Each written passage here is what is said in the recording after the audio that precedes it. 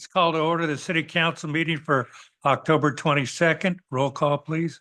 Councilmember Armstrong, Here. Councilmember Rubio, Here. Councilmember Veros. Here. Vice Mayor Perkins, Here. Mayor Hudson. Here. Please join me in the Pledge of Allegiance.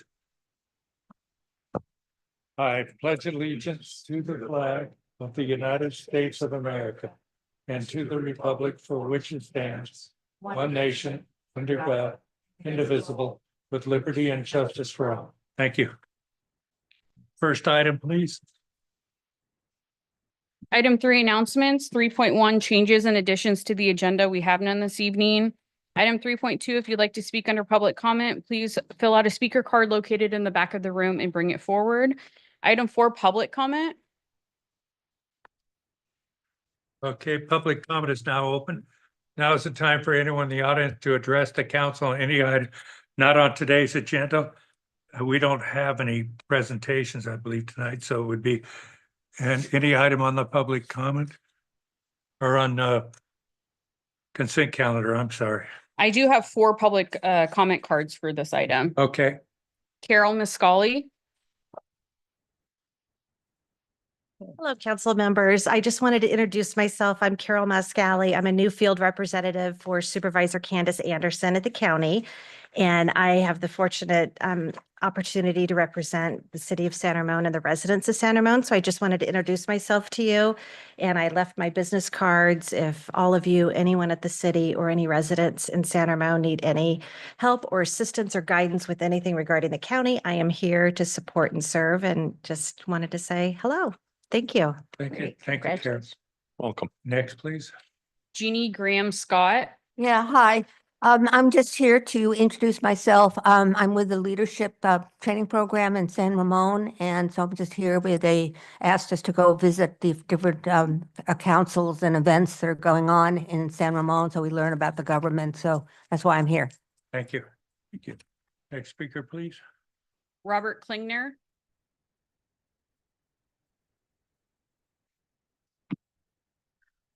Good evening. My name is Robert Klinger, and I'm a resident of San Ramon. I've been coming to these meetings since 2002. I've been at the City Council and Planning Commission for 200 meetings. After I moved in, this tall, skinny fellow knocked on my door, and he wanted to tell me about San Ramon. So he spoke for a couple hours with me. His name was Dave Hudson, so I know him for 25 years now. I spoke that long. You stopped at 2 hours? So coming to these meetings, and also I'm in District 1, and so all the times we got together, it was at the old City Hall, which is next to Kaiser. It's a crummy little place. Everyone was stuffed in there like rats, and somehow we got through the first 15 years until they built this new City Hall. I just wanted, why I gave you that history is I wanted to give some thanks both to Dave Hudson and to Scott Perkins. I know they spent thousands and thousands of hours doing all this stuff for 25 years, and it's appreciated by the residents. We benefit because they did their job so well. So thank you. That's my first item.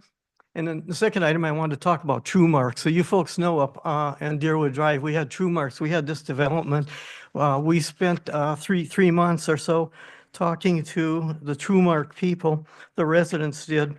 And we talked about, my notes here, noise reduction, clean air, and residential safety concerns. So we sort of monitored that because we wanted to make sure that TrueMark proceeded with their work, and they took into consideration, they had respect, and also they made it so that these things wouldn't get out of control.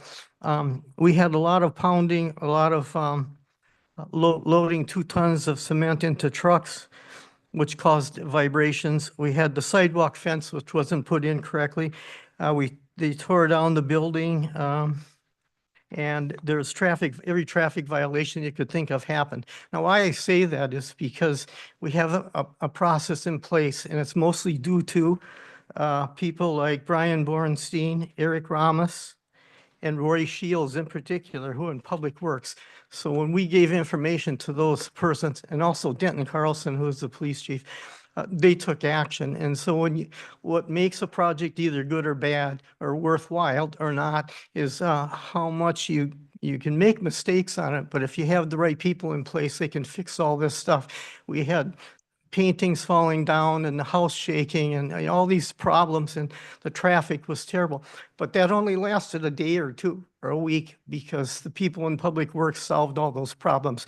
So I just wanted to thank those people publicly and indicating that at TrueMark, the workers have always been courteous to the people and very professional. And so we're satisfied with the work that they did. I wanted to tell you that. Thank you, Robin. Next speaker, please. Greg Carr. The old city council building was run down, chunky, and all of us were rats. There were times I thought that of myself inside that place, but I did my best work in that structure. That's the old days. Greg Carr, San resident.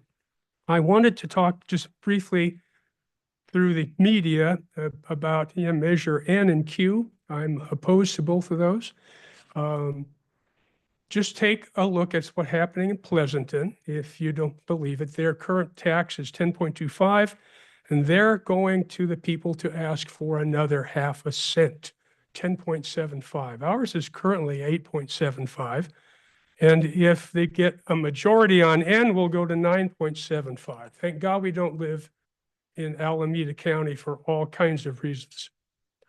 The other thing and Q, of course, I'm tired of being fleeced by the school district who doesn't know how to reorganize itself and cut cost. But I sleep with a teacher, so I got to be careful. On the consent calendar, I wanted to just speak briefly about it in general, but I'm informed I got to do it now, so I'm going to kind of some time to do it. I am concerned about items 5, 3, 4, 5, and 6. I think they are inappropriately placed in consent. They should be their own separate items, especially 5.3. Well, no, especially all of them. 5.3 is the quarterly financial report. Excellent bit of work. 39 pages, and I trudged through them all. Please don't, give me a quiz because I'm quite old and my memory's failing. But Scott and his staff did a great job on that. I think it should be presented, summarized, doesn't have to take more than the time I'm doing, and to inform the people, especially now with the budget crisis. So it shouldn't be there. 5.4, I'd like to know why these are being shut down. Philosophically, I agree with it, but I think it'd be informative for the public to know why. 5.5 and 5.6 are two appointments. I think it's wrong to have appointments in consent. The people that are being selected and appointed are being appointed by you. They should come down, suit up, introduce themselves, explain why they want to be on it, and get the people a chance, at least over the camera, to see who they are. It would be inappropriate to put this on consent. What this does, it sends a cover-up, message to people who are on your backs anyway. So open it up. It wouldn't take a lot of time, and they'd be able to come down and say hi to you. Well, or if you've already seen them, say hi to those of us in the audience who don't know them. Thank you. Thank you, Mayor Carr. Next item, please. Next person. That was the last speaker card. Okay. Close public comment. What's the next item? Item 5, consent calendar. Okay, do we have any cards wishing to pull an item? No. Anyone on the council wish to pull an item? I'd like to pull item 5.4. I'd like to shine a spotlight on that item, please.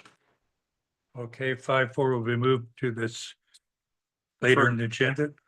Number 7. Number 7, thank you. Next item, please, or do we have a- I moved the consent calendar with removing 5.4. Okay, we have a motion, Sridhar Barros. Do we have a second? Yes. Okay. Any further discussion? I would just say in the future, next time we do an appointment, that That would be a good idea to at least have them come down. We'll leave it at that. Okay. I'll talk more about it. Sure. Vote.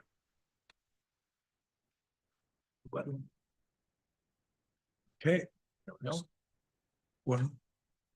We got everybody? Yep. Right. Okay, next item, please. Item 6, special presentations. We have none this evening. Item 7, deferred consent items. Minute order 2024-006, approving the dissolution of the Economic Development Advisory Committee, Housing Advisory Committee, Innovation and Technology Advisory Committee, and the Transportation Demand Advisory Committee. And I'll be presenting the staff report. Okay.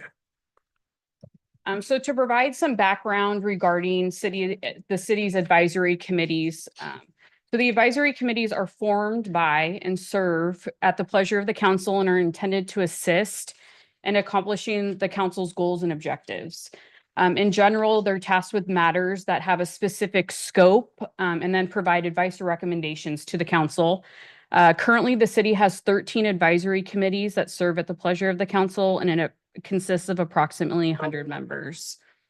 Committees should be structured to be reflective of and in alignment with council goals, their objectives, and your major initiatives to provide a clear, transparent path for the community to participate and to make sure that the council needs are met. I'd like to emphasize as staff that although the 4 committees are being proposed to be dissolved today, we are trying to take a phased approach process in this because we do have so many committees that all have bylaws and charges, is to start with the dissolution of these committees because of the inactivity. But also the council still has the ability to consider the charge to either fold them into a current committee that we have or to create a new committee. So although the recommendation is to be dissolved, we do have a next phase that we're proposing for council to look at all of the committees in its whole, and to look at the current objectives and goals of the council. So to provide some background on the 4 committees, so EDAC was established in 1995. It was the Redevelopment Advisory Committee prior to becoming EDAC. The RDA actually split between HAC and EDAC at the time. And their charge, the purpose of the committee is to advise the council regarding policies that will accomplish goals and objectives specified for the general plan, specifically the economic element. On December 13th, 2023, the EDAC committee actually met to discuss their goals and objectives. And they did end up deciding and voted to sunset the committee with the hope that the council will reinvent the committee by adding value or to create a new committee that's in line with the goals that are today. Because the charge has remained the same since 1995, the charge of that committee has never been reviewed and never been changed. So the Planning Commission will take on the responsibility to accomplish goals and objectives specified in the general plan, specifically the economic element, as well as the Economic Development Strategic Plan, which was last updated, I believe, in 2011. HAC, or otherwise the Housing Advisory Committee, that was formed in May of 2002. And that committee was to advise the Planning Commission through planning staff regarding the policies to facilitate and implement housing programs to create and retain affordable housing program. And that committee also met in January of this year, and they met to discuss the goals and objectives as well. And they voted to dissolve the committee and recommend that the council considered the dissolution given all of the changes in housing laws and state legislation. The committee has not met since then.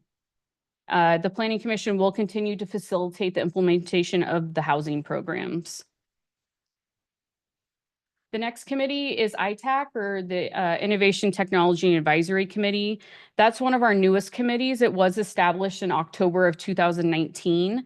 I did provide their charge as mentioned in the staff report. They've never provided an annual report to the council. The committees met a total of 13 times and they have canceled 17 meetings over the past 4 years. The committee really struggled to get off the ground and kind of just gain momentum on any of the projects that were brought before them. So although we're saying to dissolve it, we could still look at their current charge, or do we need to revise their charge? And then staff is recommending it, and we could either look at the charge at the next phase, or their current charge, and the council could come up with their new bylaws and revise those as well. And then the last committee is TDM, which is our Transportation Demand Management. The committee was established in 1988, and that charge also has not changed.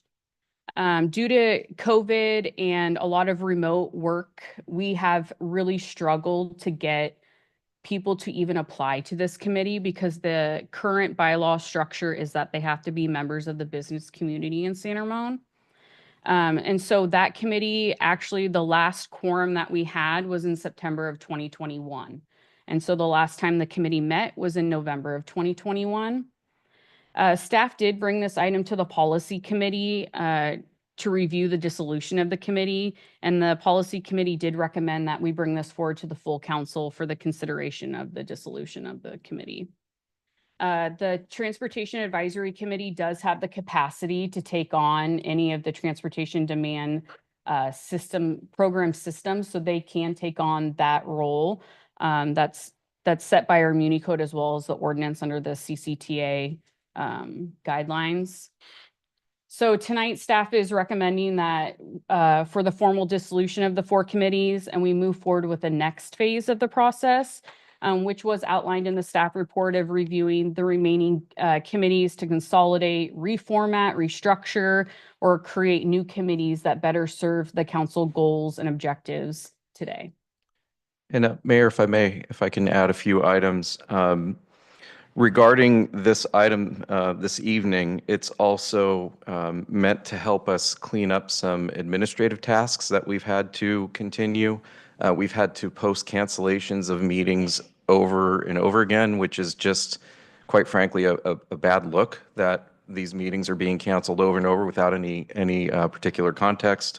Sometimes we have gone through recruitments, had a whole new membership, and in particular with the EDAC, that's 13 people. They come on board, and then the expectations of what the committee is are not being met, and we kind of keep repeating this cycle. And I'll explain the cycle, at least in particular for EDAC and ITAC.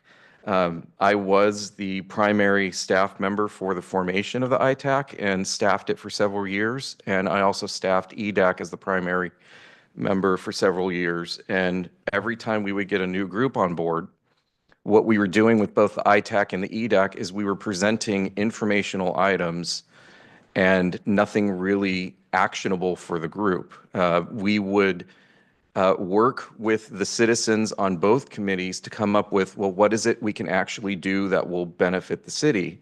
And in particular with the EDAC, I think we had 2 or 3 meetings where we would go out and say, okay, next meeting, come back with the ideas, and staff and the committee members really couldn't come up with something tangible for both groups to do. And they both had the desire of not just meeting to hear a report and then moving on our merry way. So this is part of a cleanup. Some of the duties we can, as the city clerk mentioned, reconsider at the next meeting when we're talking about the overall organizational structure. But really, it's been quite frankly a struggle to get some of these committees off the ground or continue them. Let's see. Yeah, that's pretty much summarizes the situation. We would even have in some instances where we would bring like the general plan review to some of the committees. They would read it and we would have 0 comments. And not to say that it wasn't appreciated and people worked on it. It was just, well, you know, in that context of the committee, they thought everything was in line and they didn't have any comments. So we really want, you know, we have over 20 advisory committees and commissions. Each one is a certain amount of work. And what we would really like to do is make sure that each committee is not only lined up with council goals, but they're taking care of specific objectives for the city. It should be a benefit to everybody participating, And quite frankly, a lot of the committees from the 80s and the 90s have kind of just outlived their current charge, because that's another thing to focus on. A committee can only really address what's in their charge, and we need to just review everything, including standard bylaws for all the committees. It's just been something that we've been trying to manage, and this is the first step. That's my rambling way of saying that one sentence that I just could have probably started with and saved everybody a bunch of time. Mark, you brought it up. You have any comments? Sure. Yeah, I brought it up. I think the packet and the presentation and your explanation is pretty straightforward and clear. So no objections there with the content of the information that's in the staff packet. And the phase approach, I think, is the right way to go. I think that's good. And I understand the burden on the staff for some of these meetings that are canceled and things like that. But my objection really was that this was on consent. And I think it's the type of subject that, because it's on consent, many people may not have paid much attention to it. A lot of times people just look at what's the new business or the unfinished business and things like that. Consent items are generally routine. A lot of people don't even pay attention. So what I'm concerned about is, we've got at a time when we're trying to encourage participation in government, here we are putting something on the consent calendar where we're basically dissolving opportunities for people to participate in government. And so from that perspective, I would prefer to see this actually tabled until a later date when people can have the opportunity to take a look at it as a main agenda item and then come forward. And if nobody speaks up, nobody speaks up. Again, the packet's pretty clear right now, I think, the way it is. However, I think our residents should be afforded the opportunity to weigh in that they may not have seen because it was on consent. I have, I don't disagree, and it's certainly of great importance because here we have a couple of dozen, at least, almost 30 people involved in these committees, positions. And so Dave probably knows this really well, that a large fraction of our planning commissioners came out of EDAC. Over time, they got involved in the economic development of the city, and then they applied for and were appointed to the Planning Commission. But I have a slightly different topic that I want to bring up, and that is, it's related to the ITAC, the Information Technology Advisory Committee. But it's, Stephen makes a pretty good point as to why that committee has struggled to work. And that is the topic of AI. Artificial intelligence is becoming a tool and a burden at the same time. I went to a number of presentations in Long Beach at the convention, and one of them was specifically about the usefulness of AI in city government. And they made a pretty strong case for its usefulness. And the city of Rolling Hills Estate actually has a policy that applies to staff and committees so that staff can use AI in the development of staff reports or responses to citizen inquiries, but they put it in the context of what is a responsible way to use AI. And with that in mind, I would like the council to consider maybe an ad hoc committee to evaluate. And when I say ad hoc, this would be one of a limited duration. And maybe there are people in our own community that have expertise in AI, may work for some of the companies that are developing it. But I think that I know there is opportunities in the realm of AI to improve without adding extra burden and improve our relations and our services to the community without adding extra burden. They also, in the presentation, helped us to identify when somebody is trolling you with AI. And there are programs out there that you can take that input and it will identify the source and things like that. So I would hope that this council could, in the future, establish a short-term program of citizens that could provide some input on usefulness of AI. And at a minimum, I would hope that our staff could do some investigating as to what is appropriate. May we get that presentation from the folks at Rolling Hills Estate. Mr. And City Manager, you have a comment? If I can respond, Mayor, yes, if we were to form an ad hoc committee, we would need a charge for the ad hoc committee. We can bring that back at a future council meeting. I can't promise the very next council meeting, but shortly thereafter. There is a government AI coalition that I've been attending meetings. It is a coalition of cities from across the country.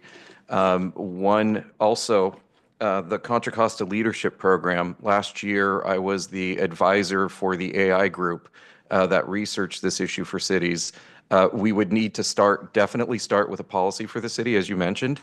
We don't want to give the authority for people just to do whatever they like with AI. Some cities have disclaimers on staff reports that portions of the staff report was generated by AI. Some cities choose not to do that. There's many items to consider for the council consideration, but there are specific programs that we have been looking into. For instance, public records requests. We receive many public records requests. There are AI tools that will save us time. So we are in the process. Again, it's limited staff. We have a lot of policies that we need to update. This would be also an excellent topic to prioritize things through the council goal setting process. But if we were to form a single issue ad hoc committee, we would need some type of charge and agendize it for a future meeting, but very much open to that. The other item, and maybe I'm previewing of thoughts to come at future meetings, but we did hear from council members and members of the community, yes, the EDAC was a great launching point for some people to move on to other commissions.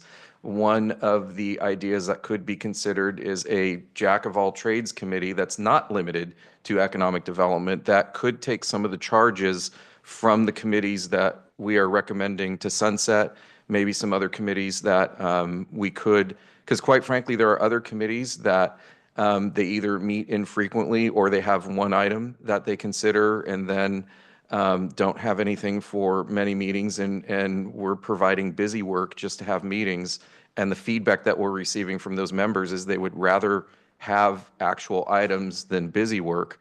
But at a future meeting, one of the ideas that we were floating around is some type of, for lack of a better term, jack of all trades, Swiss Army knife committee that could serve as that launching vehicle for people to move on from there, learn more about the city than what's just at, and not to downplay it, but any of our three classes that we conduct. So these are some of the thoughts. This was, again, an item to bring forward for cleanup. At a minimum, if the council does, if you want to schedule this for a future meeting for consideration, I would ask that we get direction to at least halt recruitments. And I don't know if we can, I'll check with the city attorney, but also not, figure out a way to stop the constant cancellation. Some of these are monthly, even, that we're having to post that meetings are canceled, and just kind of have a formal pause on that. I don't know if we can do that. I'm putting the city attorney on the spot. No pressure. I would have to look at their charges and what the schedule is for their hearings and how they've been set up.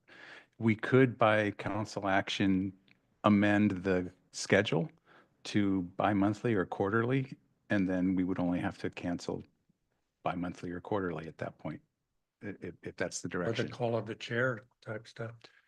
Well, that would be more along the lines of an ad hoc committee. Yeah. Okay, So regarding ITAC, I have, thanks Scott for sharing information. So we know that, first of all, thanks to Steve for providing on-time regular information about all these committees. And if I understood correct, Christina, is all these committee members are aware of this sunsetting this, right? So based on your feedback that we got, so they are well aware of these things, right? So, but then to Councilmember Armstrong's point that we need to make sure that even everyone within the community should be understanding the reasons why we are shutting down this. So that's definitely a very good, valid point.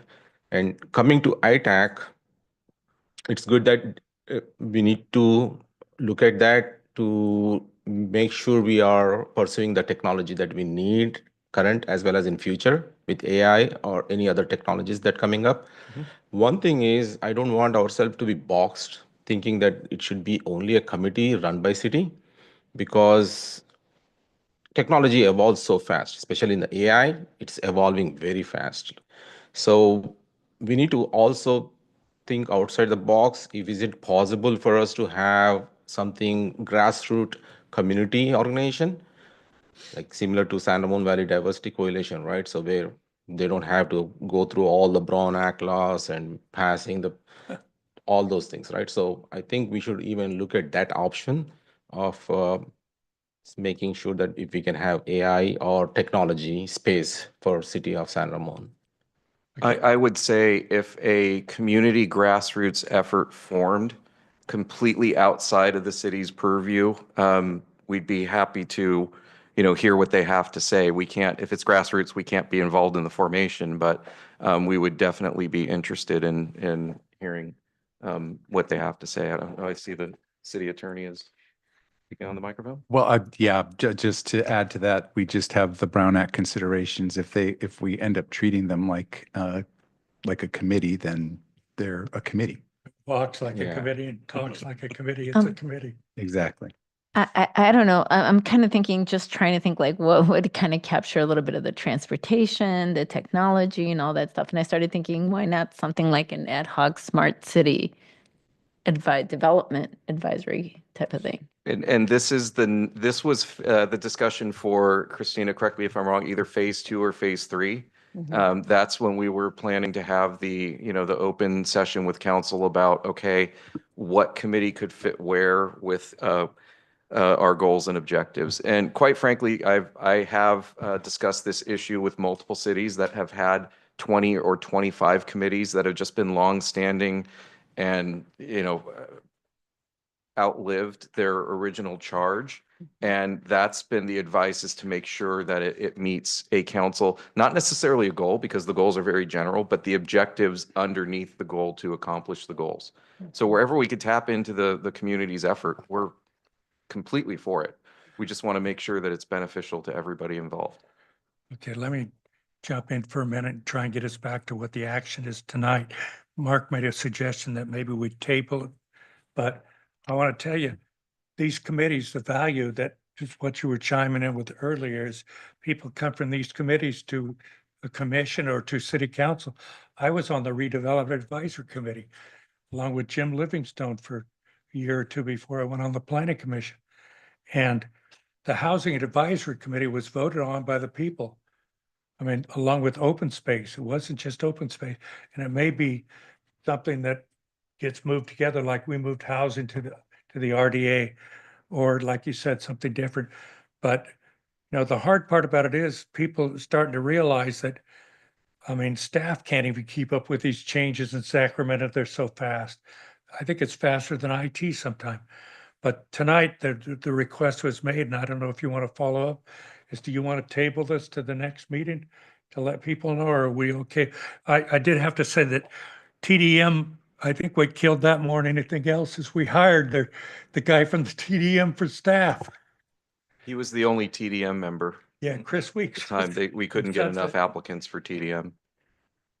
Well, my recommendation is we table it to, an item 8, unfinished business in the future. However, that doesn't take into consideration what Vice Mayor Perkins was talking about with with ITAC, because if we're going to form an ad hoc committee, then there needs to be some study done for, Well, you got to do this first and then go to the next point and the next one. Do you That's want what to make a motion to agendize this for the old business or new business at a future meeting? at a future meeting, TBD at this Okay, well, point. can you wanna- before you do this, I mean, and we pulled this off of consent. I'm going to ask if there's any public comment.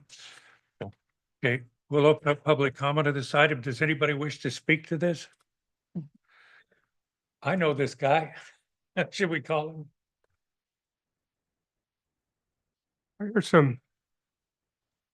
this damn thing, excuse me. I heard some excellent ideas. I agree with the idea of pulling it and having it heard again. And I think you could entwine, you could join Scott's concerns, okay, Mark's concerns into just one thing to have staff prepare some ideas about, put it off to the next meeting and talk about it then. And then keep it off consent, of course, but then everybody can see it. And there's not a lot of everybody's here as usual, but if some people want to talk about it, they'll have a chance. They'll hear Scott's ideas, Mark's, perhaps other two council members, yours. So I suggest you table it or you change its objective to include the concerns that you heard here tonight. I think it'd be a great idea to come back and talk about it. Thank you. Okay, anyone else on public comment? Go ahead. Yeah, no, I was really interested in your idea about setting up an AI committee because I've been working with AI for the past 2 years. I've been working as a writer. I've written some books about it, and then I've worked as an illustrator. And I've been very interested in, different developments with AI and with the venture capital community. So if you start a committee, I would be very interested in being involved in that. Okay, anyone else?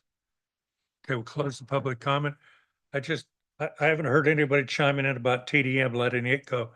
Did you want to leave that as part of it too, or?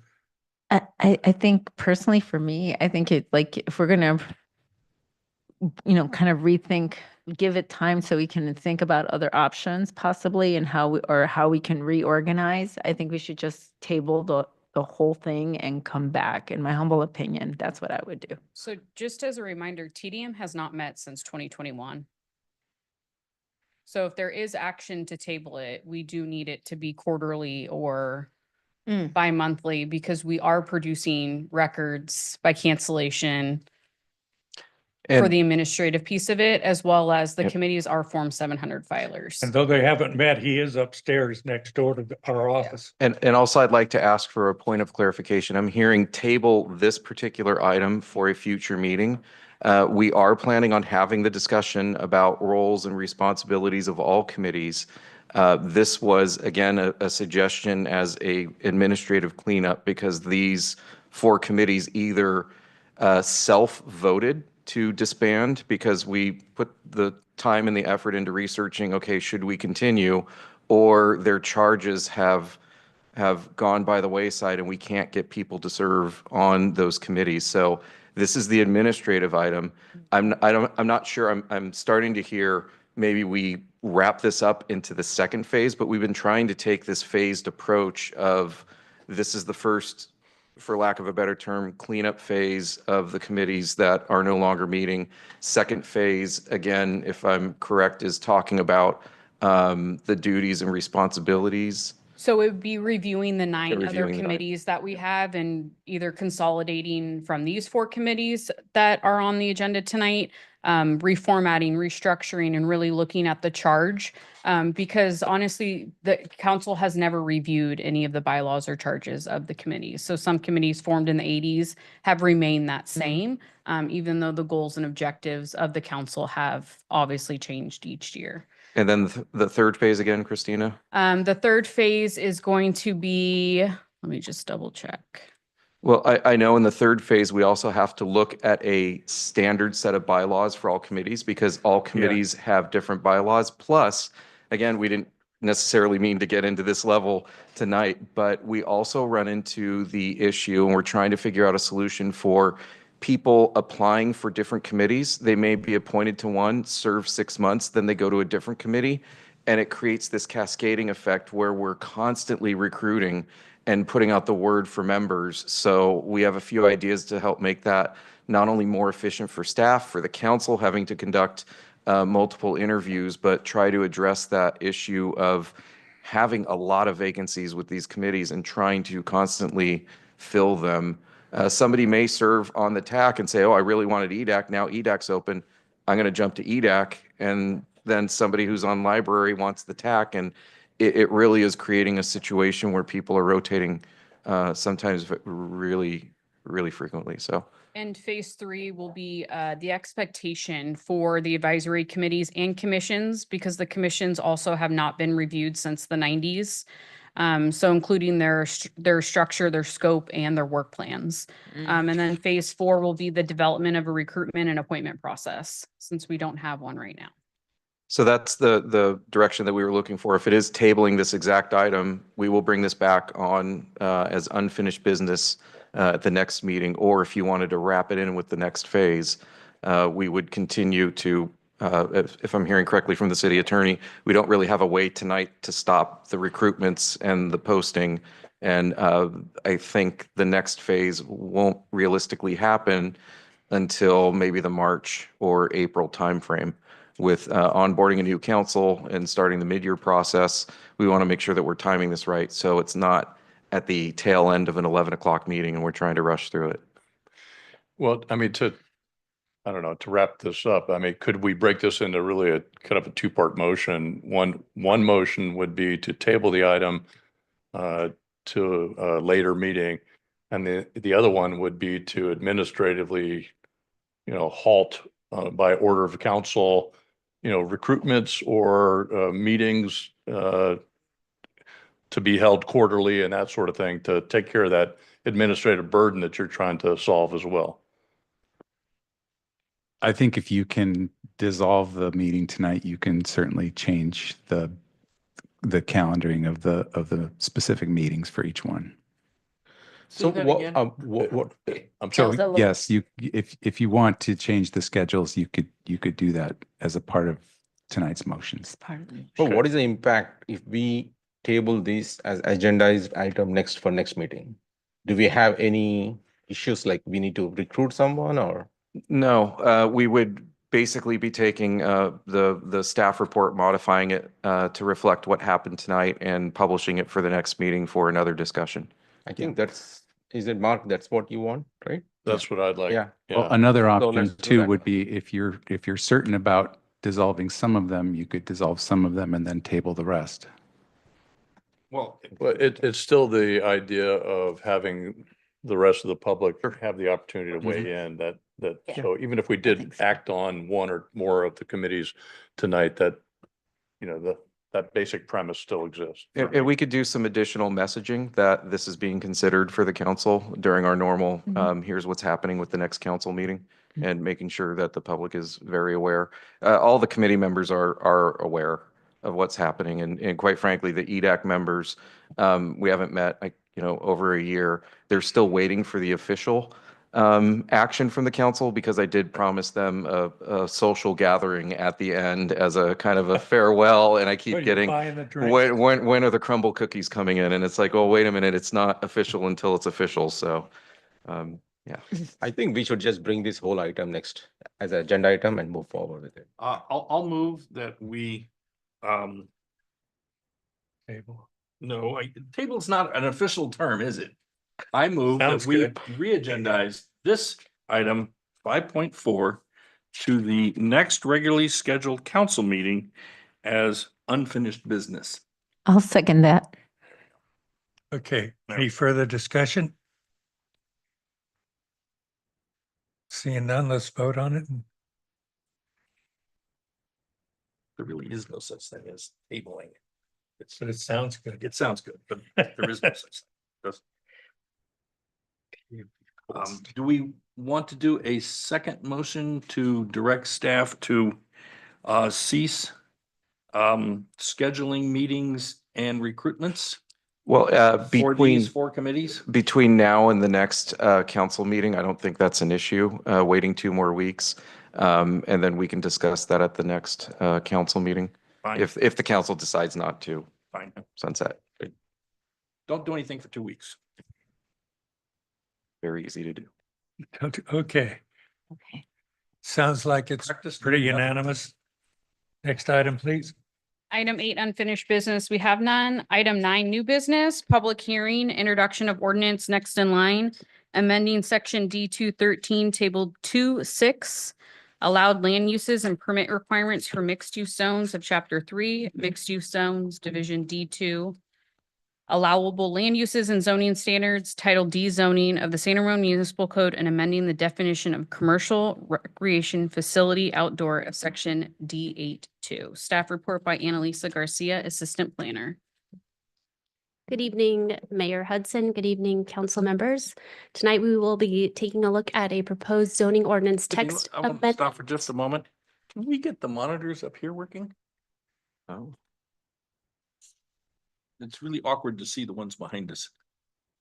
IT. I'm sorry to interrupt you there, but They're you've got a booting up. presentation and we want to see it. Okay, now we're cutting it in half. How we're cooking.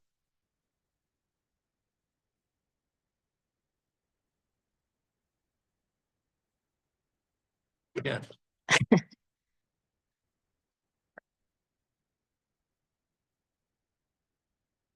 Is there a teenager in the house? no, they're rebooting. You can see it now. Okay.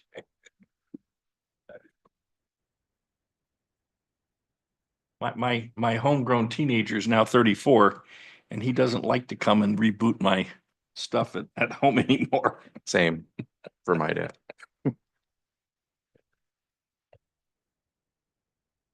He just got promoted to senior software engineer at Google. So it's old. Ooh. Yeah. So, We're good. Okay.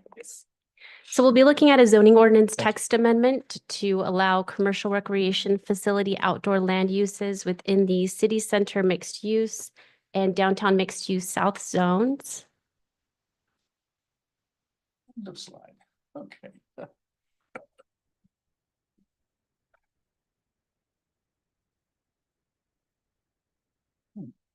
Hurts.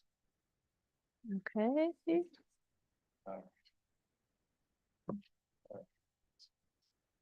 That could work.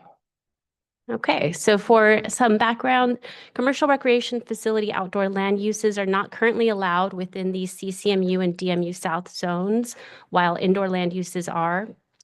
And the applicant filed a zoning text amendment application on August 13th, 2024, requesting an amendment to the city center mixed use and downtown mixed use south land use tables to allow commercial recreation facility outdoor land use, including tennis and paddle courts, with approval of a use permit.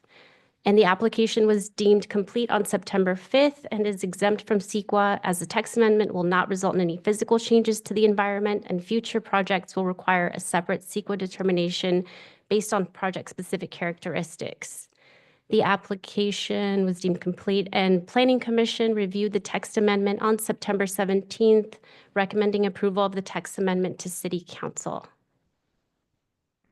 And here we have a map of the CCMU and DMU South zones shown in burgundy and dark purple, bordered by downtown mixed use north to the north, single-family residential to the south, and community commercial and the Highway 680 to the east, and the Iron Horse Trail and Parks and Rec to the west. And the General Plan 2040 acknowledges a growing consumer preference for specialty shopping environments that offer a mix of compatible uses, including leisure amenities. And the General Plan includes implementing policy, one of which encourages the provision of amenities and events that promote San Ramon's neighborhood and community shopping centers as community gathering places. And the text amendment would allow commercial recreation facility outdoor land uses, which would offer placemaking features that would contribute to a mix of compatible uses within existing and proposed retail centers, and support businesses by facilitating additional foot traffic and community engagement. And so recreation is referenced across multiple definitions in the zoning ordinance, including commercial recreation facility outdoor and sports and active recreation facility. And so we are proposing to amend the commercial recreational facility outdoor land use definition to include the sports and active recreation facility, as the recreational sport activities would offer another form of enjoyment within the commercial facility outdoor land use designation. The text amendment would also amend Land Use Table 2-6 to allow commercial recreation facility outdoor land use within the CCMU and DMU South zones with approval of a use permit. And so commercial recreation outdoor land use projects would be required to submit an individual use permit application that would be subject to review and approval before the Planning Commission. Approval of a use permit would be subject to the required findings of the zoning ordinance, including but not limited to a review of operating characteristics and compatibility with existing and future land uses in the vicinity. If approved, the revised definition would incorporate the changes shown in red and include the sports and active recreation facilities. And so with that, we recommend that you open the public hearing and provide feedback on the proposed amendment, and if appropriate, set the November 12th City Council meeting date for ordinance adoption. That concludes my presentation. The applicant is also here for questions. Okay, my understanding is we move to introduce and then open the public hearing by motion. Move the motion. You want to move the motion, then We could do proceed, questions. you can say something. Yes, Questions first? yes, if you entertain a motion to introduce the ordinance. Okay, I move the motion to open this hearing. Okay, well, first to introduce the ordinance, next in line, amending section D2 through 13. It's allowed Okay, land move uses. to 6. You want me to read everything? Okay. No, and waive the reading. That's just the title, so we're good. That was the motion. Do I have a second? I'll second. Okay, and you had questions of staff, you said, Mark? I had a couple questions. Yeah. Go ahead. You want to handle that now? Yeah, Okay. So the commercial use, because it's commercial, implies that it's not just public recreational. It's a fee-based thing, right? Correct. So how is that going to be managed? Does the city have any involvement in the management of collection of fees? Or, who pays who and that sort of thing? Or is this strictly between Sunset Development and the vendor? Aside Vendor from- and the individual user? Aside from business license fees, the fee structure would be handled between the property owner and the business. Okay. And I had another thought here that these activities sound like it's temporary, right? This is using parking lots and space that is currently one day going to be developed perhaps in maybe 5 to 7 years, 10 to 20 years.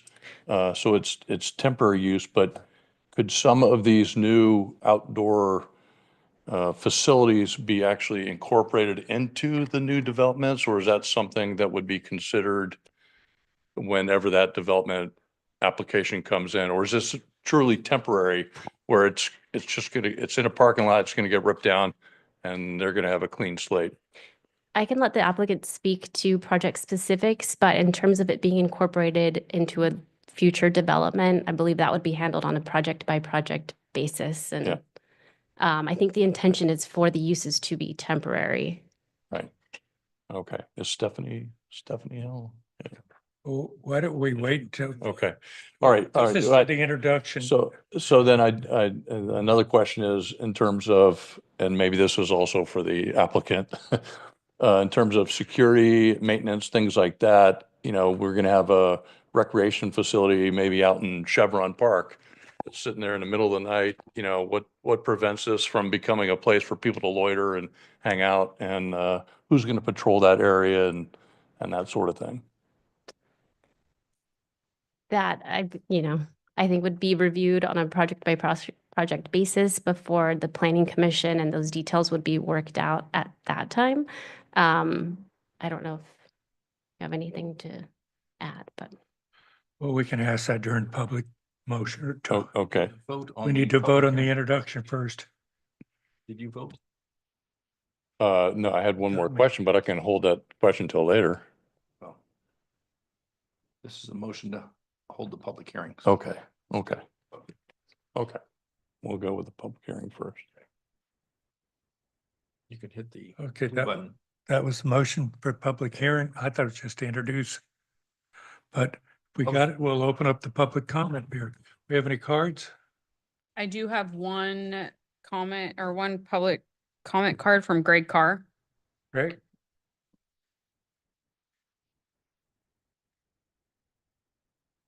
I was hoping to be able to speak on full information that was presented to you. Right now, you have an applicant who hasn't had a chance to speak. So I can only speak to the small amount of information presented by staff. And staff didn't even tell the public who owns the parcel, who the applicant is. Well, hell, everybody knows. But I would like to hear what the applicant has to say before I speak. May I do that? Yes. Thank you. Let's do that because that was what I believe Mark was asking for also. We had, so The applicant is in the staff report. So it wasn't a secret. It's on page 130. okay, but let's bring the applicant up now. As the staff report, and perhaps read it. Okay, can we bring up the applicant? We're calling you up. You don't even have to wait for Christina. Good evening, Mayor Hudson and council members. On behalf of Sunset Development, my name is Stephanie Hill. We are here this evening to request a revision to the city center mixed use and the downtown mixed use south zoning to allow for commercial outdoor recreational uses. The intention is that these will be temporary uses. If we look towards a City Walk development, we're looking at a development timeline of 20 years. With the Chevron Park redevelopment, which is in the downtown mixed use south, we're also seeing a longer timeline for redevelopment.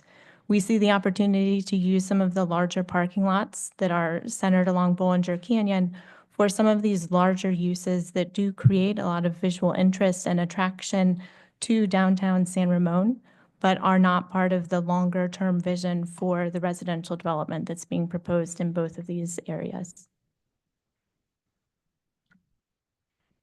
Okay, so, Question? well, I had, Go ahead. yeah, so I did have another question and I do appreciate the fact that this whole initiative is to kind of activate that area, take advantage of these empty parking lots. It all kind of makes sense to me from that perspective, but in a report, it does talk about, you know, tennis and paddle courts and but there's a whole lot of other things listed in the glossary also of what could be done there, you know, water slides and Go-kart tracks. yeah, go-karts and amusement parks and things like that. So is the intent truly just something like paddle courts and tennis courts or mini golf or whatever, or does this could it potentially extend to something bigger? How do we safeguard so that the residents who live nearby aren't burdened by, you know, some new recreational facility that is going to bother them? And I'm sure that'll be considered during the planning commission's consideration of the use permit, but it doesn't seem bounded in any way right now. So in terms of the types of businesses that have approached Sunset, in terms of looking at these opportunities, it's really focused on miniature golf and paddle. It has not been a water park or a go-kart park.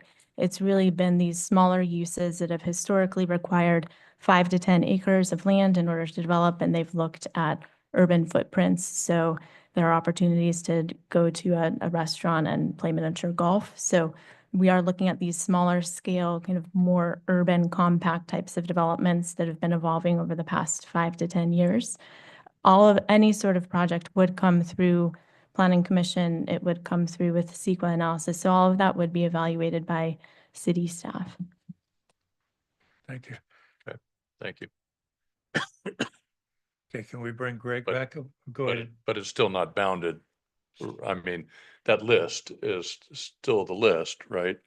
That's And- correct. And but the city has, maybe this was a question more for the city or city attorney, but the city has sufficient discretion to be able to deny a conditional, a use permit if they feel it's not compatible with, kind of the community and things like that.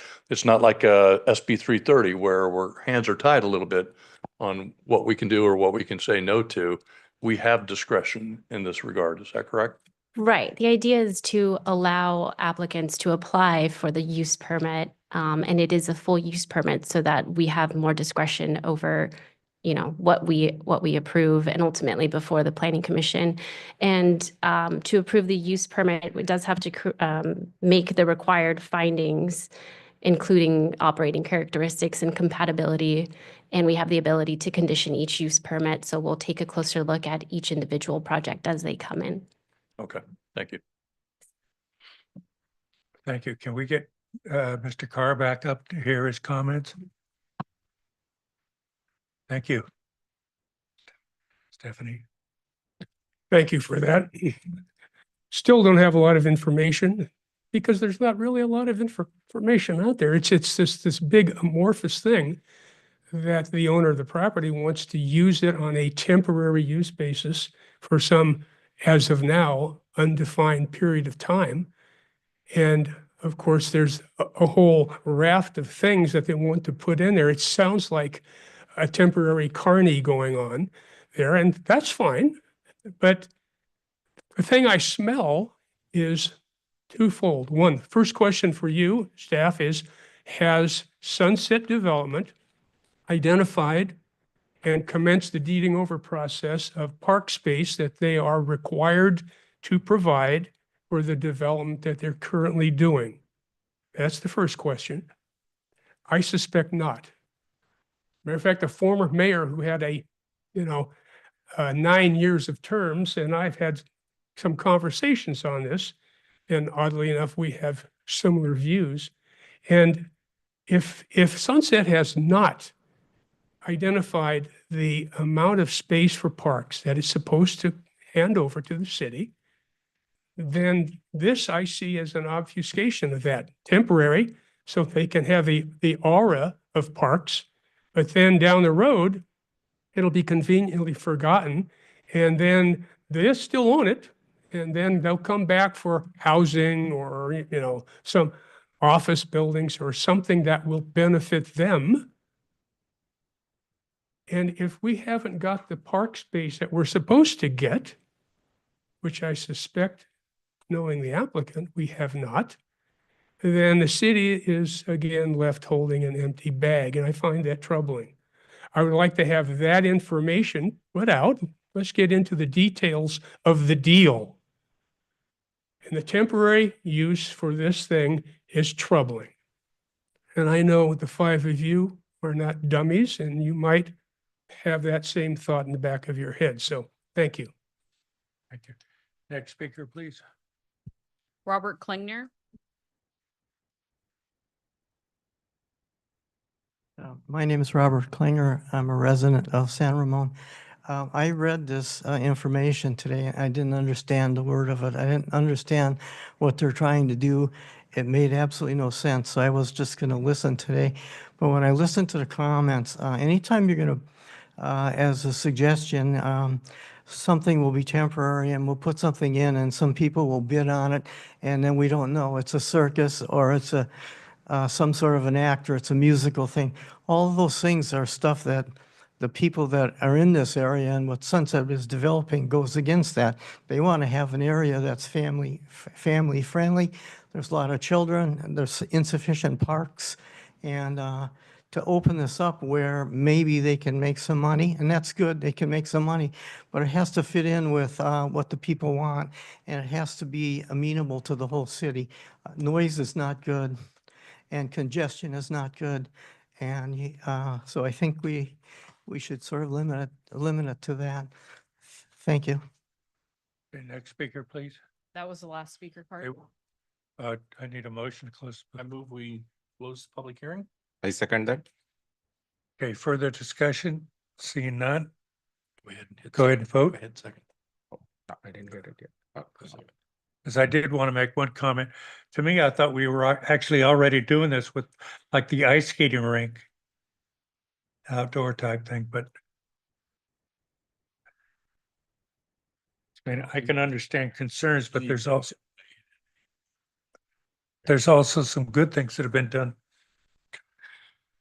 Well, I think I applaud the effort to activate the spaces. I think it makes good sense to me to instead of just for 20 years have an empty parking lot there until they figure out what they're going to do with the space.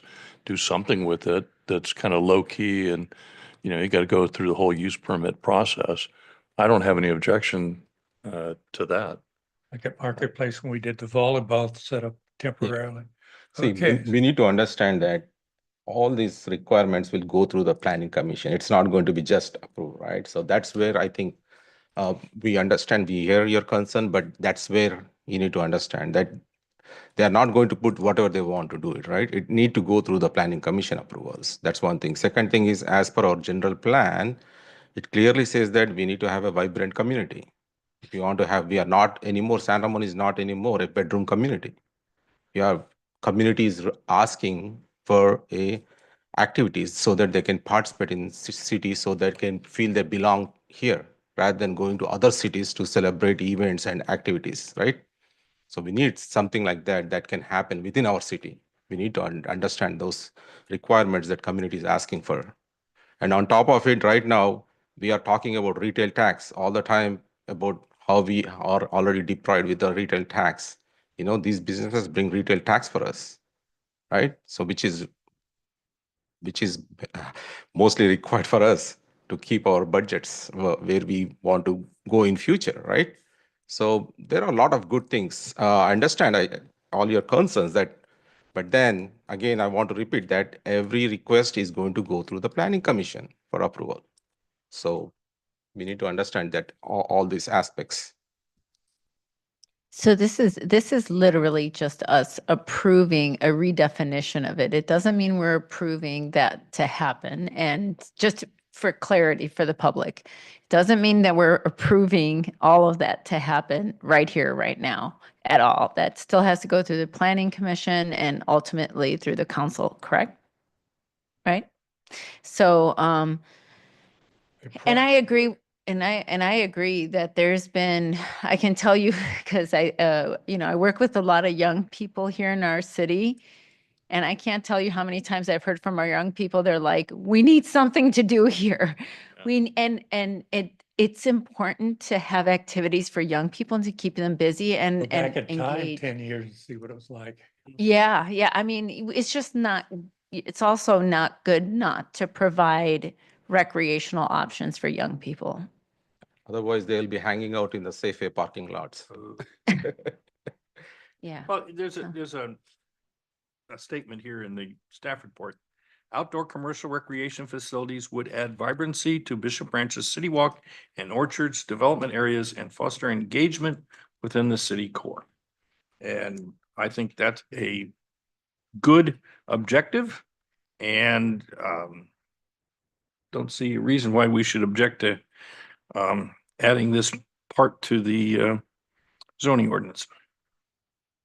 I think the next thing we're going to need is a motion to close the public hearing. We did that. We voted on it. So we're set. Yes. We've So done we all- need to set the ordinance for adoption at November 12. So I move that we set the ordinance for adoption at November 12th, city council meeting. I second. Further discussion? Get to vote, Dave.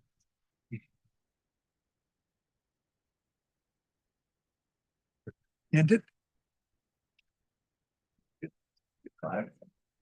If not, we'll Okay. cut them out. There we go. I know one of the things I'd like to see is that Christmas picture thing that was presented to us a year ago. And they would build like a little Santa Claus that help out outside, and take pictures. Okay, that passes. Next item, please. Item 9.2, public hearing, introduction of ordinance, next in line, repealing and replacing Title B, Division B6, Health, Sanitation, and Environmental Quality. Chapter 9, Living in Vehicles of the Santa Rosa Municipal Code of Chapter 9, Encampments on Public Property. Staff report by Martin Lyson, City Attorney. Good evening again, Mayor Hudson and council members. We are bringing this ordinance to you not so much to address a new or ongoing issue, but more to get out ahead of a potential future issue. Generally, the Bay Area is experiencing higher levels of homelessness, and it's no longer something that we can just dismiss as a big city problem. Other cities like ours are dealing with the effects of campsites in city parks, along waterways, under bridges, and anywhere else that a person could create a makeshift shelter for the night.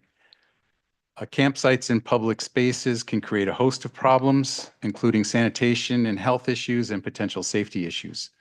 And quite often, the people who find it necessary to sleep without shelter have other life issues, anything from food insecurity to domestic violence to domestic violence at home to mental health issues. And they do require direction and guidance to get the services that they need. So here in San Ramon, providing this guidance is and always has been our main focus, and it will continue to be our main focus after this, if the council decides to pass this ordinance. This ordinance does provide for an additional tool for our police department and our city staff, and it allows them to abate campsites and get their occupants to the services that they need. So first of all, the ordinance protects our creeks and waterways and other sensitive areas from the ill effects of campsites and the discharge of litter and other waste. It prohibits camping or storing camping equipment or discharging waste or disturbing the natural landscape in any way by allowing the police to order the abatement and issue citations for violators. Second, the ordinance prohibits camping on any public property or anywhere in the city where camping might be a threat to the health and safety of the public or a disruption to public services. And then third, it specifically lists other sensitive areas within the city where camping would be prohibited. For example, within 500 feet of a school or any shelter, that's if there's a sign posted. Within any transit hub, again, with a sign posted, or any park facility, or in any open space or waterway or within the banks of a waterway. And in that case, no signage would be required. And then finally, the ordinance creates a detailed procedure for abatement of these encampments. That includes confiscation of storage of the camping paraphernalia and any of the property that might be found at a campsite. But it also includes allowing the occupants of the encampment to recover that personal property. This procedure then includes taking careful inventory of the property and taking steps to inform the occupants of where their property is being stored, how to put in a claim to recover it, how long they might have to retrieve the property, and essentially balances the rights of the occupants of the campsite to recover the personal property with the rights of the city to remove the encampment. So the ordinance also requires photographic records of any abatement procedure, including a photographic inventory of any personal property that might be confiscated there. We did bring this ordinance before the policy committee on October 15th. The nutshell version of what happened at that meeting is that the committee did express support of the ordinance and requested that 2 edits be made before the introduction to the full council. Those edits have been incorporated into the ordinance that's brought before you tonight. The first edit was to section B6-224C, which among other things specified that encampments are unlawful, quote, within 2 blocks, close quote, of a school or homeless shelter. We were advised by code enforcement that more precise radius would be easier to enforce. So on direction of the committee, this section now specifies within 500 feet. The second committee edit was to section B6-226H.1.A. And that paragraph states that the city may expedite abatement if the city receives direction, quote, from County of Contra Costa or any other governmental entity, close quote. That the abatement is necessary for public health or safety reasons. The committee asked us to be a bit more precise about what governmental authorities we're talking about here. So the paragraph now says that the city will expedite abatement if the city receives direction from the County of Contra Costa or other governmental public health, safety, welfare, or environmental authority. That provides the required specificity. The policy committee members may want to discuss the details of the meeting in their own terms, so I'm just going to limit my discussion to that. Suffice it to say that the police chief was on hand to describe and answer questions about how the process would work in the real world. He's on hand tonight to answer any other questions that the council may have. Again, the strategy is to make the occupants aware that the resources are available to people without shelter, that encampments are not allowed on public property in San Ramon, that the occupants will have 24 hours to remove their property before the city takes steps to abate an encampment, and that they'll have the right to recover their property if the encampment is ultimately abated by the city staff. Again, this ordinance is a tool that our PD and code enforcement people can use to address a problem encampment if it's found in our city. But it's not the city's only tool, and we will continue to direct those who create encampments to the services that they need. But the ordinance does allow us to protect our parks and waterways at the same time. And that concludes my remarks. And with that, Chief Carlson and I will take any questions you might have. Any questions to staff? I have, was our ordinance patterned after other ordinances that are being implemented throughout California? Or was this made from whole cloth? This was patterned after ordinances that already exist within the city of California. We did not reinvent the wheel on it. Okay. And second, could you give us the short version of the Grants Pass decision by the Supreme Court and how this ordinance fits within Grants Pass? Yes, in 2018, there was a case before the Ninth Circuit called Martin v. City of Boise. And that Boise case and later cases that expanded on that case barred cities from prohibiting public camping unless there were enough shelter beds available for all of the homeless within that jurisdiction. So the city would be under the obligation to demonstrate that there are shelter beds available within the city.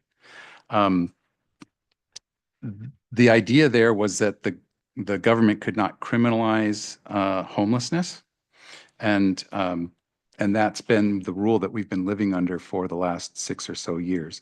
The problem with it from the city standpoint is that it made it very difficult, if not impossible in some cases, to abate encampments and to mitigate the ill effects of those encampments on parks and waterways.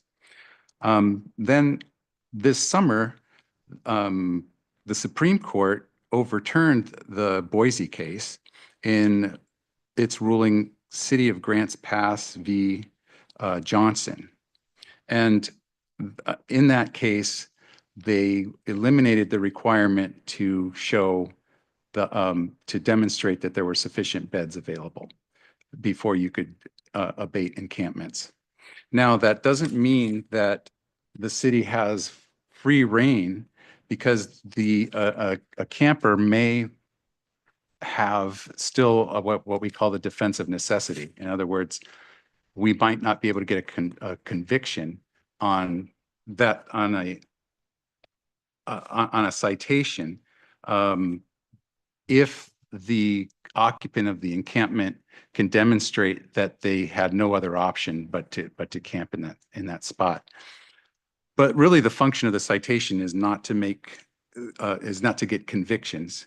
It's to make sure that the city is empowered to the greatest extent possible to direct the occupants of these encampments to the services that they require and services that are available through the county, mostly through the county. Okay, thank you.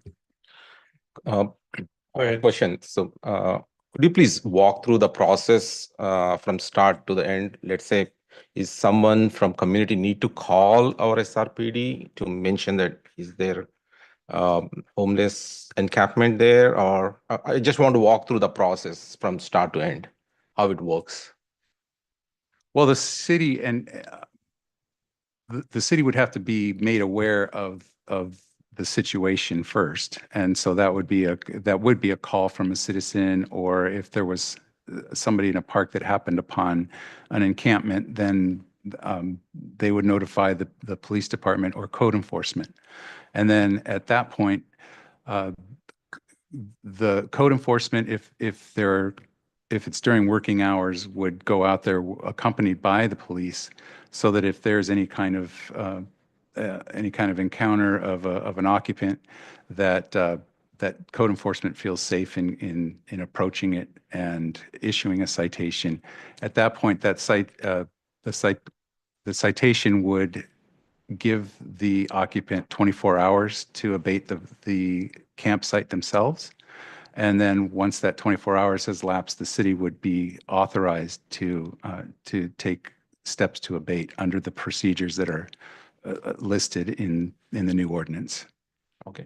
But even before the citation piece, there's still the offer for services or for opportunity to move to a sheltered location or something like that. The normal procedure that we've been doing in the past before we get right to the citation. Absolutely. And that would be the first step to be taken. Yeah. And which is the closest shelter that for San Ramon? I don't know the answer to that. Although Steve Carlson is here, he might have some more Everybody loves to specificity. volunteer. So I don't know that I can speak exactly the distance to the closest shelter, but I knew there are Understood. multiple shelters available in the Tri-Valley, through Tri-Valley Haven, Shepherd's Gate, and beyond that through Rainbow Coalition, through all these different organizations that offer shelter services.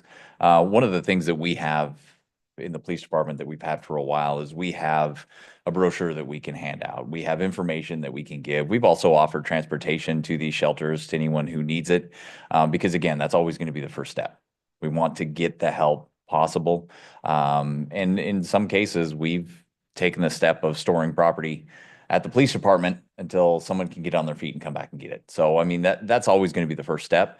But exactly the closest one, I don't know. I couldn't speak to it, but I do know. And even on the city's website, you could see their services listed, regional services that are all within the local area in the Tri-Valley. Are you expected to use Contra Costa County shelters first, or does it really matter? It doesn't really matter in this case, because we're not dealing with a criminal matter that would be adjudicated within Contra Costa County. So we're going to provide whatever services regardless of whether it's in Alameda County or Contra Costa.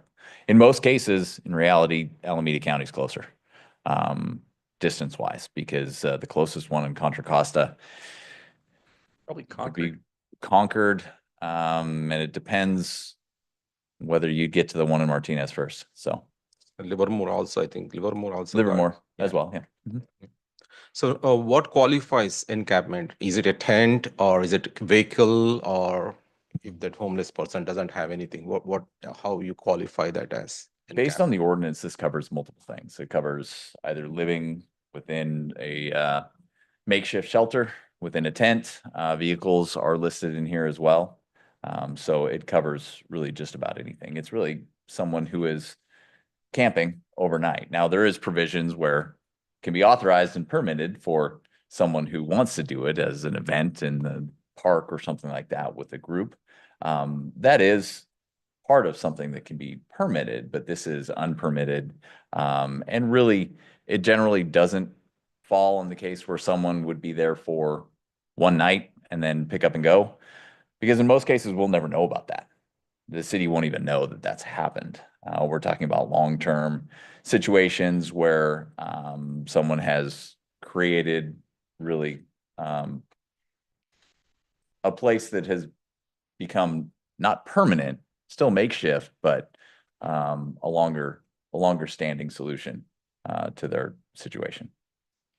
Now, within our city, we do have some of the parts of county parts, right? Within the city, there are like on the new Doughty Road, that Stoneleaf Road and all that.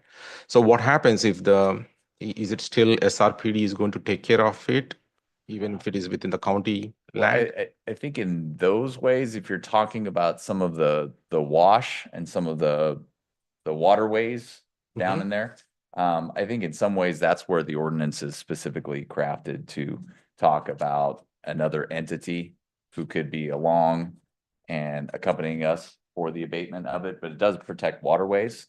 And whether that would be within the sphere of influence, but we have had situations where we've talked to the Department of Fish and Game because we're dealing with someone who off of Bollinger Canyon Road out in the eastern part of the city is down in the wash, and that is a protected waterway by Department of Fish and Game. And so in the past, we've because the ordinance didn't exist for us, we've been able to use Department of Fish and Game codes to prevent a hazardous situation where we've actually had fires break out down there.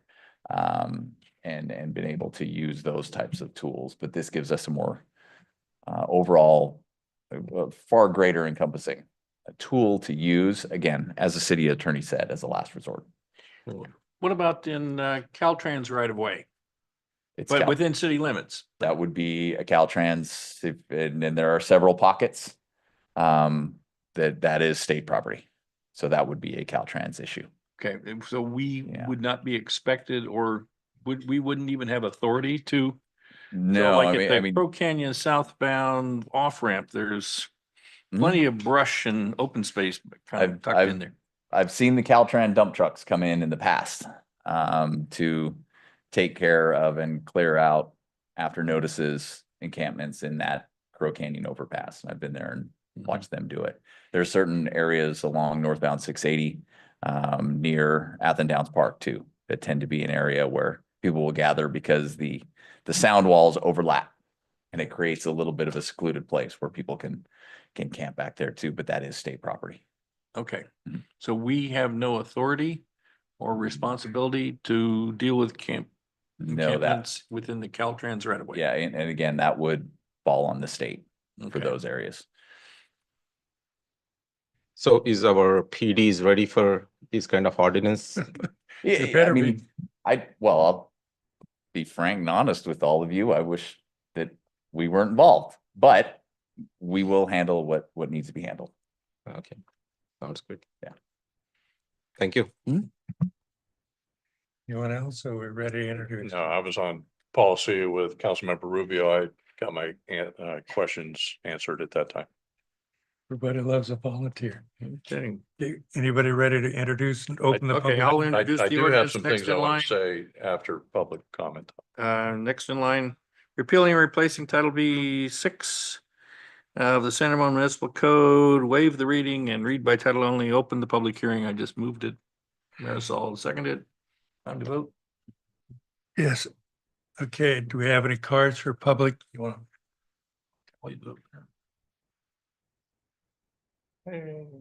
Thank you. Robert Klingner, Public comments open?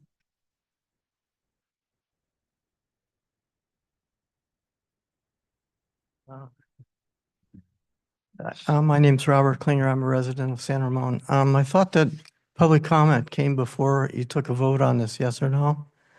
Yes, there was a motion to open the hearing. Oh, okay, thank you. Not I to couldn't approve the hear back, ordinance. couldn't hear back there. And speak loudly. So I spent time reading this and I'm happy that the city attorney especially and the city council is looking at this. And so I read all these things and in order to sort of adapt to how things are in the real world, this is kind of a step forward. So I thought most of the items that were here were things that are well thought out and that kind of fit in with what we're trying to accomplish in San Ramon, safety of the residents and so on.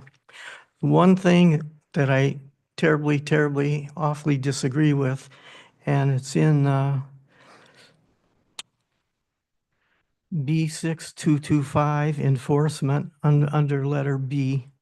So the statement says law enforcement officers shall not issue a criminal citation to enforce a violation of section B6-224A.A between the hours of 9 PM and 5:30 AM, or when the person is on a public property at a time when there is no available shelter. So why I disagree with that and strongly disagree with that is that we have a police force in San Ramon who I kind of think is the best police force that's around in my experience and from everything that I know about the surrounding communities. So we pay a lot of money for these persons. I talk to a lot of them, not all of them, but I know many police, and they're honest people. They're trying to do a difficult job, and I respect them. When they go out in like an area where you have a parks, you know, it's a public area, and they run into someone, they're called upon to make a decision, and it's a difficult decision, but they have to err, or they have to make a decision based on what the law is primarily, and secondarily, what they have to do to ensure the safety of the residents of San Ramon. If you see, in the case of a police officer, someone is there kind of struggling and doesn't know where he's at, or he or she doesn't know where they're at. And so under those circumstances, you know, he's not really a threat to anyone in the neighborhoods, and there's no real cause to issue a citation. On the other hand, if you run into a person, and the police do often, where the person is belligerent, out of control, under some foreign substances, intoxicated, and may have expressed things to the police officer, hostility towards people, may be weaponized in the case of having a knife for protection or something like that. What I'm arguing for is that the police, because we respect them and we pay them and we train them well, they should have the responsibility to make decisions. If someone is in that category, it's true, they're homeless and it's midnight or 10 o'clock at night or whatever, but they, with all this training, they have to do what's right for the residents, and they have to err on the side of safety. And so this person doesn't really want to go off to the police station or to someplace else. But why we pay for the police is that they have to make that decision and they have to carry it out. So I don't think we want to, in this code or in this thing here, take away discretion. I think it's trust the police. They'll do the right thing, and they have to make our city safe. Thank you. Next speaker, please. Thank you. That was the only speaker card for this item. Okay. I'd like to respond to the speaker. Go ahead. And because he does raise a very good point about police discretion. And if we look at B6-224 capital B, it does give the police discretion to issue citations or abate the encampment at any time when the encampment poses an immediate threat or unreasonable risk of harm to any person, an immediate threat or unreasonable risk of harm to public health or safety, or disruption to vital government services. So the police do have the discretion, and really the 9 p.m. to 5:30 a.m. limitation is in anticipation of that defense of necessity that I had talked about. It's almost a clear-cut case of a defense of necessity that you can't rouse somebody out when they've got no other choice. At 3 a.m, they typically would have no other choice. You kick them out of the park, or issue a citation. The first thing they're going to say is, well, where else could I go? So unless we have a place to put them, we can't issue a criminal citation essentially for that during those hours. But if they do pose some sort of a threat and the police make that determination, then they most certainly can. Thank you. Okay. Oh, let's see, I'll move closing the public hearing.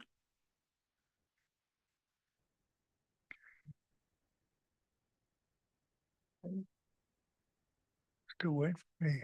There we go. Everybody's in. Okay, here we go. It's before us comments. Yeah, I mean, I'll move. I was on policy, so I'll just kind of start off here. I mean, we had a very robust discussion at the policy committee on this topic, and I do appreciate the work done by the city attorney and police department in putting this ordinance together. But as was said, it's really a tool for enforcement. This doesn't replace the compassionate care or the offering of services and everything else that our police department and code enforcement are already doing right now.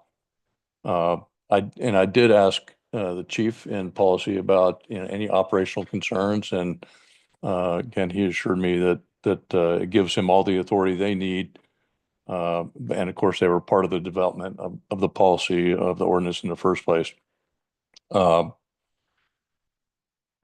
know, I do think that the abatement actions also protect the rights of our citizens to use our public spaces. You know, this isn't just all about those unsheltered people and what to do with them, but it's also about the use of our public spaces, our parks, and other areas that people want to use, and they don't want to do that with a threat, with some kind of threat or fear or something like that as well. So, and it protects the individual too, the unsheltered person. So they may be in there was reference to over off Bollinger, I think it was, where the individual might have been in a fire danger area, or they could be down in a creek bed where they may not even know that we've got a big storm coming in and they're potentially in harm's way and can get flooded out. So this protects them. It protects and gives opportunity for our citizens to use our public facilities in the way that they were designed. So I think the proposed minor word changes that we offered up have been accommodated. So I have, you know, I support this policy, and I'd like to see it move forward. We voted on it. Oh, I wasn't going to add a whole lot because we did talk quite a bit about it during the policy committee meeting, the special meeting we had. But I do think, you know, it's a complicated issue, as we all know, with a lot of imperfections, whichever way we try to go on about it. But I think it is important to have very clear, concise sort of steps that are clearly outlined, so that everybody sort of knows what we're doing and how to respond, including law enforcement. So I agree with you. I think we fleshed it out as best as we could. And, you know, yeah, I'm in favor of it as it stands.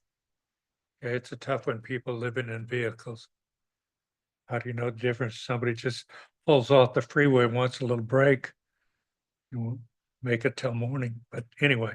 I totally agree with both council members on this topic, because this is, as Council Member Armstrong mentioned, this is a public safety both sides, right? Mm-hmm. It's not only for community side, but the homeless person also.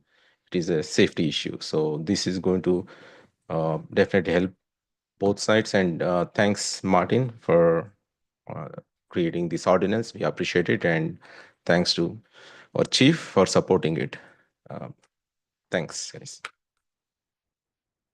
I don't have any further comments, but I thank you very much for pulling this together, and I'm grateful that there was other cities that have helped pave the way, so we have a decent looking ordinance to work with. And so I move set the ordinance for adoption on November 12th, 2024. I second. Any further discussion? Seeing none? Vote.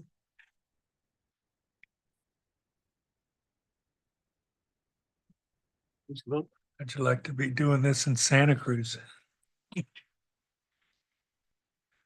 Looks pretty unanimous. Okay. Danny Mouse. Next item, please. Item 10, city manager and city council members' comments and matters initiated. All right. No pressure. No, none whatsoever, Mayor.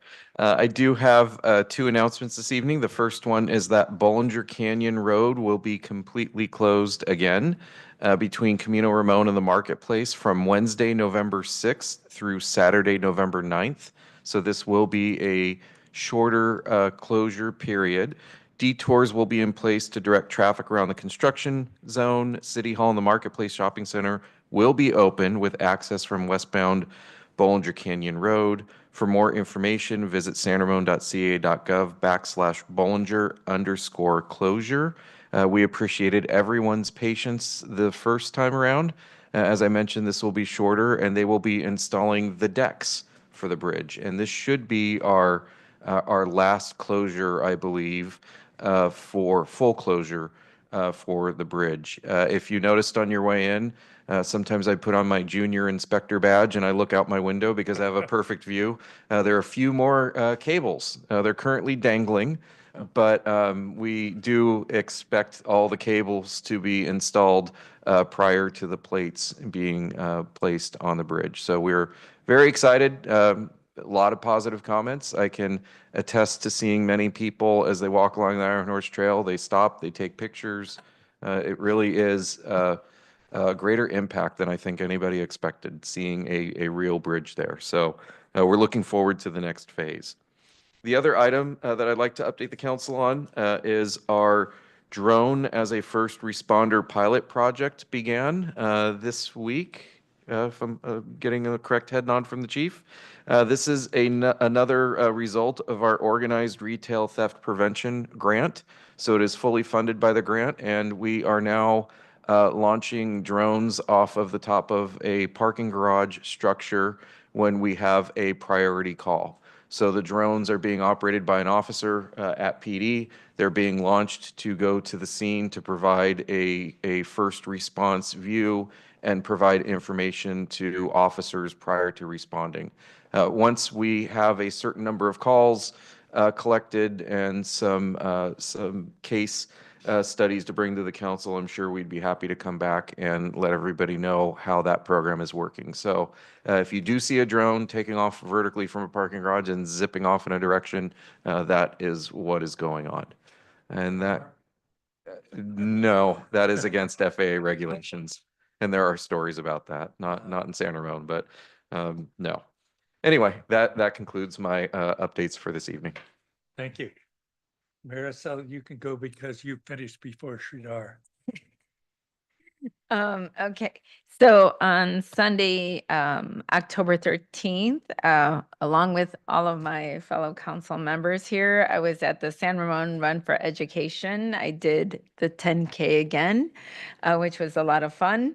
And then I attended, actually, it's not in San Ramon, but it's in Contra Costa County. I attended the Empty Bowls for the Contra Costa Food Bank fundraiser.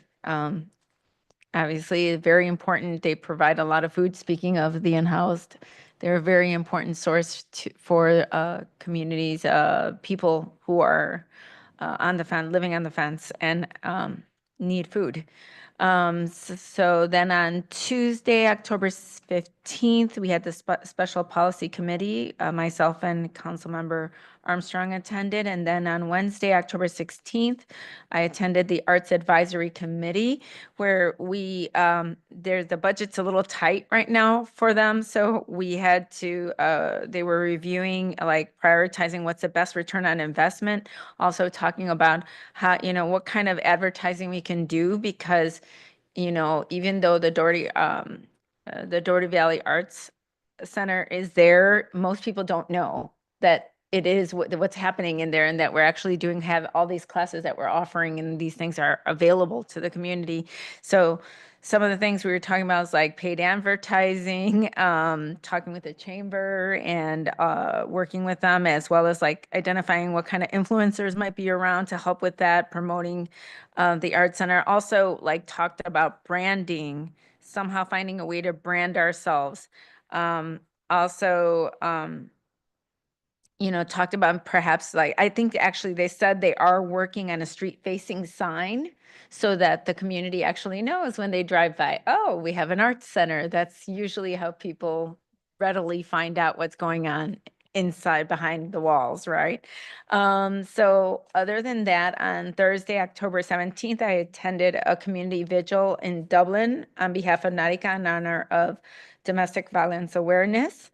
And then on Saturday, October 19th, I'm just saying this is for you, Mayor Hudson. I did another 10K at the Lafayette Reservoir. And it's also benefiting education there. So it's, you know, you know, doing good all around for myself and for the community all at once. So it's, you know, great way to start a morning, that's for sure. And then on Monday, October 21st, actually, I'm sorry, canceled that. That was canceled. The San Ramon Arts Foundation meeting was canceled. So thank you. That's it. Councilmember Armstrong, tell us how you beat her. No. Well, I did do the Run for Education, and I'll just add that just kudos to the San Ramon Valley Education Foundation, as well as almost all of our city departments were involved in that, you know, police and Public Works and others, that it really, everyone rolled out to support that event. A lot of people, and it was a very successful event. From the 16th through the 18th, I was down at the League of California Cities Conference down in Long Beach with Vice Mayor Perkins. Attended some sessions on city finances, on housing laws, and leveraging some grant funding opportunities. And I'll be discussing some of the takeaways from that with the city manager. Last Saturday on the 19th, I attended a huge Diwali celebration at the Alameda County Fairgrounds. There was probably over 20,000 people there, and thousands of San Ramon residents were in attendance at this event. And they had a great fireworks show, I'll say that. But that was really something to be seen. It was probably one of the largest, if not the largest, Diwali event in Northern California this year. And it was put on by the Association of Indo-Americans and about 48 of their nonprofit partners. Then yesterday I attended the Senior Advisory Committee meeting. They selected member Carlos Carrazzo as their secretary. They also got member reports from some of the visits and calls that they've made out to other senior advisory committees and commissions for Danville, for Contra Costa County, Pleasant Hill, and Fremont. And then we got a tech center update. Of course, got a tech center over at the senior center. And they've got some new computers and a new printer that the Senior Foundation has paid for. That's all been installed. A whole separate network outside of our city network. And then, let's see, they also went through their annual report and their 2024-25 goals.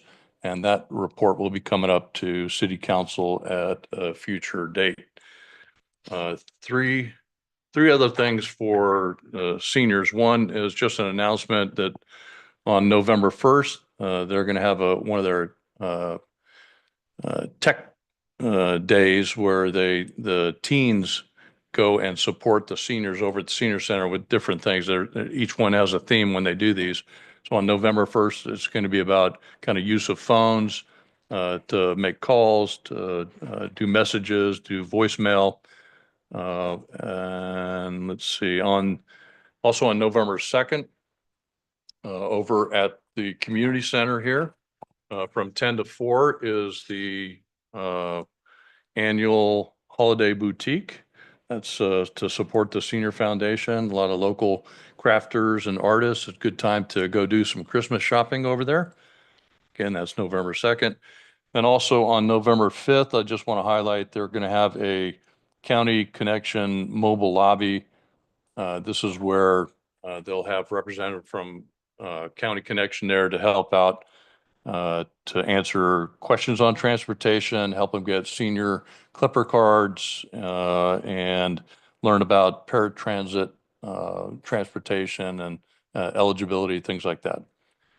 Also, yesterday I attended the Open Space Advisory Committee meeting.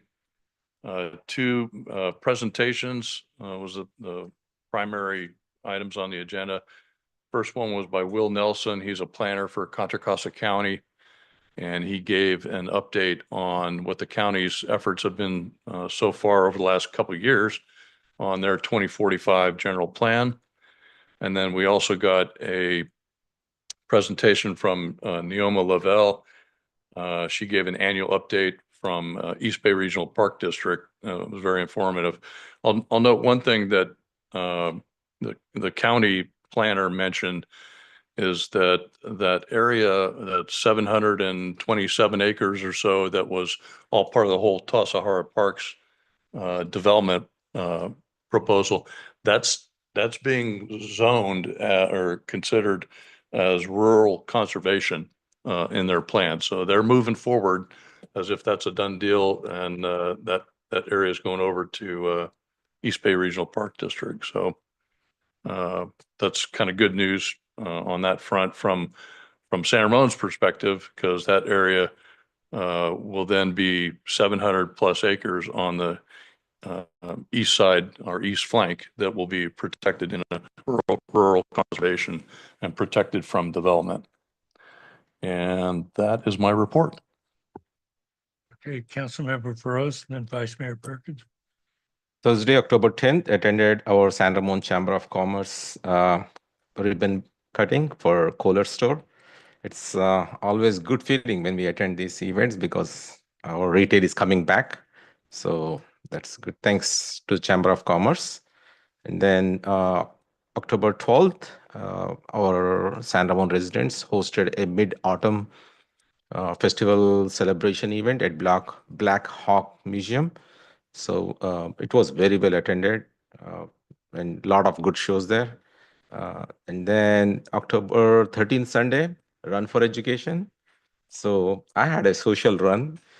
I was having a lot of Facebook and also meeting and taking pictures and all those things. So next time I'll be doing a serious run. 128th place as a reason, huh? So, yeah. And then October 14th, Monday, attended Finance Committee meeting along with Chair Perkins. We did review our investment report as well as about our city reserves. Definitely, I think that will be coming up in future council meeting on that one. And then on what else? Again, last Thursday, attended San Ramon Chamber of Commerce Putanani event at Forest Farm House. So it was once again nicely done by our Chamber of Commerce. It was a good mixture to meet our local business. So thanks once again, San Ramon Chamber of Commerce. And then last Saturday, attended, as Mark mentioned, Diwali event. It was, oh my God, it was so crowded. So I had to leave early because I had my cricket match. So I had to leave early. By the way, this weekend, we are playing finals. If you are interested, please join us. I'll share details about our cricket match finals. So my team and I'll be playing the finals. So that's my report. Thank you. Yeah, we had our finance committee meeting, discussed the general fund reserve policy that'll be coming to the council soon. Along with a couple other things, went to the League of California Cities convention. Talked to a couple of really interesting vendors there. And of course, a couple of really interesting sessions, one of them on AI and some others on grant opportunities and things like that. I went to Tri-Valley Transportation Council yesterday, and we allocated $5 million to improve the intersection of 580 and Vasco Road. It's an $80 million project. TVTC, which is Tri-Valley Transportation Council, collects development fees. And we are contributing 10% overall to that project. It's an $85 million project and TVTC will be contributing 8.5 million. The county and the city of Livermore will contribute the rest along with some state funds. I missed the last council meeting and I think I've only missed, I was trying to count them up, but only 4 in the last 21 years that I missed for strictly personal reasons. My wife and I went to Churchill, Manitoba to go find the polar bears. And if you want to see polar bear pictures, I have them. So, but what's really important is Army and Navy Oh, are ranked 23rd and 24th in the AP College Bowl. Army is 23rd. They are 7-0, 7 wins, no losses. And Navy is 6-0. 6 wins, no losses. Navy is playing Notre Dame this weekend, and I noticed Megan didn't have the gumption to show up tonight for whatever reason, but this is the first time since 1929 that the 2 schools are 13-0. So they're headed for a showdown here in December, or maybe 2 showdowns. If they're both in the same conference, the All-American Conference, and if they end up at the top of the conference, they'll play 2 Army Navy games this year, which will really be interesting. But that's what's really important here. Mark and I are really good friends, except when Army plays Navy. We get over it otherwise. That's all I got. And I have nothing to report, so I'll just say the ice skating rink will be open in the next couple of weeks, followed by the tree lighting. Yeah. Something pretty special in the city. Mhm. Okay, does anybody want to speak on public comment to our comments? No. Okay, what's the next item then? Item 11, closed session, 11.1, convene to closed session pursuant to California Government Code 59457 to perform the evaluation of the city attorney. Okay, any public comments on that? Not for this item. Okay, seeing none, we'll see you in a little bit. Sridhar, I'd count on you to beat her. She ran the 10K, you did the 5 and she won. I did a social one. All righty.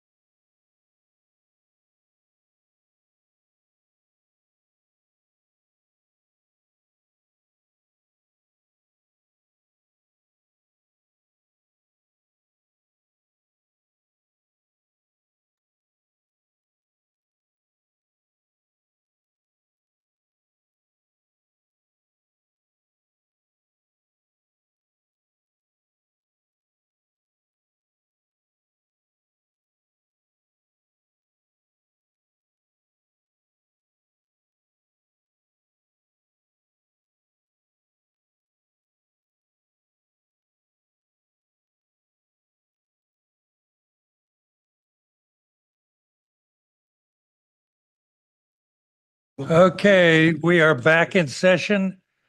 And on what item was that? Or close? 11.1. On 11.1, we have no action to report at this time. What's next? Item 12, adjournment. Meeting adjourned.